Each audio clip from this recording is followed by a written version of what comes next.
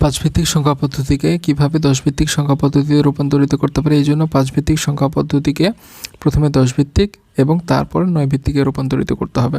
তো এই জন্য দশমিকের আগের অঙ্কগুলোকে 5 পাওয়ার 0, 5 পাওয়ার 1 দ্বারা গুণ করেছি, আরও থাকলে 5 পাওয়ার 2 দ্বারা গুণ করতে হবে, এবং দশমিকের পরের অঙ্কগুলোকে 5 পাওয়ার -1, -2 দ্বারা গুণ করবো। তাহলে আমরা মান পেয়ে যাচ্ছি 23.4। এটা ডেসিমেলে পেয়ে যাচ্ছে, এবং ডেসিমেলকে 9 ভিত্তিক সংখ্যা পদ্ধতিতে পরিণত করতে দশমিকের আগের অঙ্কগুলোকে 9 দ্বারা ভাগ করব। তাহলে 23কে 9 দ্বারা ভাগ করলে 2 এবং ভাগশেষ 5, এবং 2কে 9 দ্বারা ভাগ করলে ভাগফল 0, ভাগশেষ 2 চলে আসছে। এটা নিচ থেকে উপরে যেতে হবে, এবং দশমিকের পরের অংশকে 0.4কে যদি 9 দ্বারা গুণ করি তাহলে 3.6, আবার 6কে আবার 9 দ্বারা গুণ করলে 5.4 আসে।